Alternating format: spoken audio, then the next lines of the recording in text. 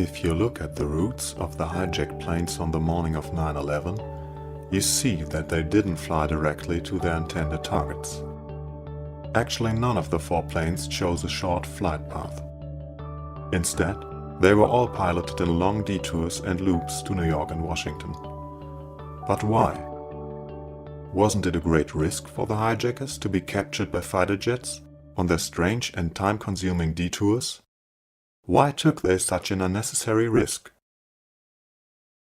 The 9/11 Commission didn't even ask the question, although there seems to be a reasonable solution. If you transfer the flight routes onto a map with the radar coverage of the northeastern United States, you see that 3 of the 4 flights directed their detours exactly to so-called radar gaps, meaning areas with extremely poor radar coverage. Only there the transponders were switched off. The transponder signal transmits the airliner's identity, speed and altitude to air traffic controllers. Without that signal, the controllers see, at best, only a nameless point on their screens. Flight 11 switched off its transponder 7 minutes after the hijacking at 8:21, apparently exactly when the plane was crossing the border of the local radar coverage. Flight 77 switched off at 8:56. In this case, even the Washington Post reported about a radar gap, because the plane's signal was disappearing completely from the screens. Flight 93 also fits into this pattern. The plane's transponder was shut off only 13 minutes after the hijacking at 9:41, not earlier or later, but precisely when the airliner crossed a small area with extremely poor radar coverage. The obvious question needs to be addressed. How should Mohammed Atta and his associates have known the most intimate details of military and civilian radar coverage in the US, details widely unknown even to air traffic controllers in charge on 9/11? And how should they have known by minute when their individual plane had reached such a radar gap? Finally, why didn't the 9/11 Commission even mention this issue? Perhaps one could guess because it could lead to some speculation about the possibility of a central control. For there's a further aspect hardly going along with the official theory. The precisely simultaneous events shortly before 9 a.m. At 8:46, the first plane hit the World Trade Center. Only seconds later, at 8:47, the second plane changed its transponder code and thereby its identity. At 8:51, the second plane turned. At 8:54, the third plane turned, switching off its transponder at 8:56. So all these major events took place within only 10 minutes, orchestrated allegedly by hijackers actually unable to communicate to each other while aboard their individual planes. Then how did they do it?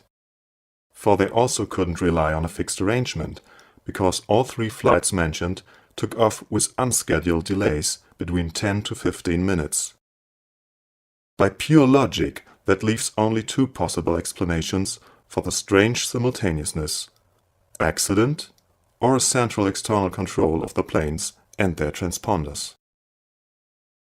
The reference to a possible remote control sounds like science fiction, but it's not. As early as 1984, a remote-controlled Boeing was intentionally crashed for a test by the US military. And in the 1990s, the Pentagon was pushing hard to develop JPALS, the Joint Precision Approach and Landing System. Private contractor on this military project was Raytheon, one of the world's largest defense companies. In 2001, they were proudly reporting that they had safely remote-controlled a Boeing 727 in August of that year, meaning 1 month before 9/11. If and what difficulties would appear in remote controlling a Boeing 757 or 767, the types that had been hijacked, has not been reported to this date.